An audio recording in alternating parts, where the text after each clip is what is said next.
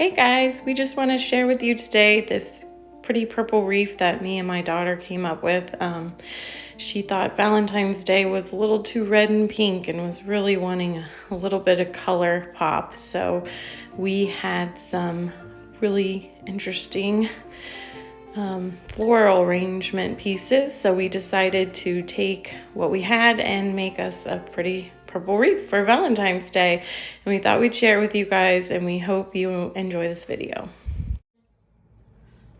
All right, well, we found this really pretty garland online on Amazon, and it came in like 2 or 3 different colors, and they're about 6 foot long. And I don't think we spent that much money on them. It was just kind of a fun find, and the purple was amazing. So we used the purple garland at the beginning to start. And then what we did was we found these I guess it's $1.25 now at the Dollar Tree. They kind of raised their prices, but this just wheel wreath is something that they, for some reason, are stocking the most of, and we kind of like it. It's kind of a different, interesting way of using it. And what we did was we went ahead and started the roses in here, and we're working on a different wreath for a friend, and they like the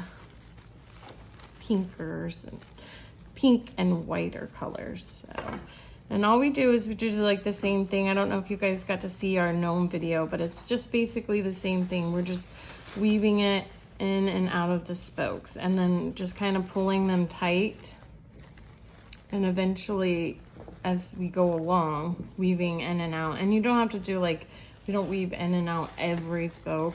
As long as you weave it in and out of some of the spokes, it ends up being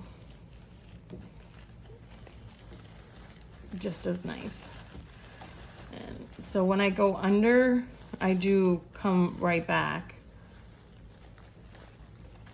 through the next spoke, and then I skip a few spokes, and I'm just like wrapping it around, trying to get the kind of fluff the roses up so they stay more to the top side. And then after I've gone past a few spokes, I'm gonna go back through the spokes. And you could probably cut this in half and do it a little bit in a more manageable way, but it's worked out just fine for us, so we just decided to do it this way. Okay, and as you can see, the only bad thing about these garland is that they're a little bit messy. They lose a lot of pieces of hair as you're working, but that's okay. We'll clean that up later.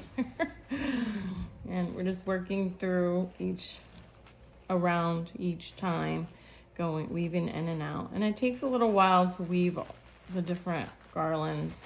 We used about 4 garlands all together to do the purple one, and it's probably going to take about the same to do this one. So we're going to go ahead and keep weaving, and we'll meet you back. Okay, so we've just finished all 4 of our 6-foot garland, and as you can see, it doesn't quite go to the end, but that's okay because we're going to add roses to fill it in, and we kind of like the idea of the contrast of not having exactly the same. But I think it would also make a really pretty wreath if you went all the way to the edge and then did some tulle around it, and maybe you could also even like paint pour a sign and put it like in the center. But this is how we made the purple one. So we wrapped all 4 of the garland, and then now we're gonna go ahead and start on our next step. Okay, so we found this decorative mesh at the Dollar Tree, and I don't know if the camera clearly shows them, but one is kind of more of an orange color and the other one is more of like a peachy yellow color, and we're going to be using these. And what's most important is that you find a coordinating color, because when we were working on the purple one, we tried to bring in some pinks with the like pink roses, and while it looked nice, it didn't quite have the same pop as when we decided to go ahead and go straight all purple. And so it's kind of important that whatever flowers you choose, that you want to kind of have coordinating colors that will go with it. Okay, so I have my 2 strands of deco mesh, and I just went ahead and used these green zip ties that I bought at the Dollar Tree, and went ahead and tied it on. And then now all I'm gonna do, I'm gonna use a ruler, but you can eyeball it if you want. I'm gonna measure out about 8 inches, 8 and 9, whatever, however fluffy you like to have your wreath. And when I have that, then I'm just gonna fold it up like this, and then I'm going to just add the zip tie really quick, like tie it on, and then kind of trim it down. And then I'm just gonna continue to repeat that process. It's a little easier for me to go backwards from the 1 to the 8. And I'm gonna scrunch it up again. Try to keep these, I wanna keep them turned at the same point.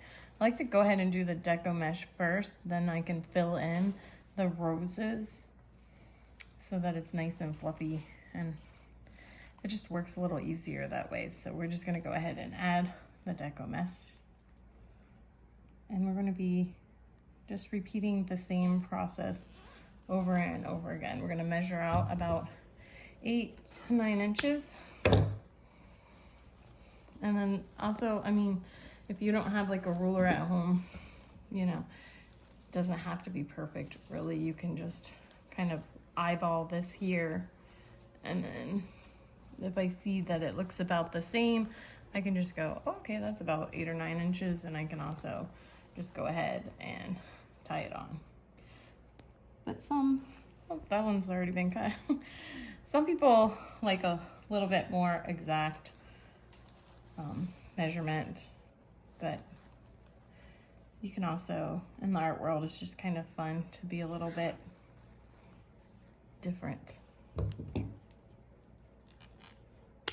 Okay, so we're just working along, adding the deco mesh as we go. One thing I do want to mention is I said that I bought these zip ties at the Dollar Tree, and I just want to say I don't work for the Dollar Tree or at the Dollar Tree. We just shop there because you can find a lot of items there for a good price. But I will mention that these zip ties are not my favorite. I only spend, I think it's like $1.25 now to buy them. So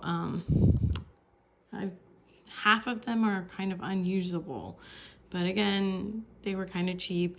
So if you can find zip ties at a really good price at a better location, that might be a better option. But if you're just kind of saving some money and you don't mind having to kind of undo it, because if it doesn't zip it all the way down, if it stays loose, it'll kind of undo. So you'll have to kind of pull them off and redo them. Okay, we're just going to continue working. We'll see you back. Okay, so we have finished doing the deco mesh all around the edge.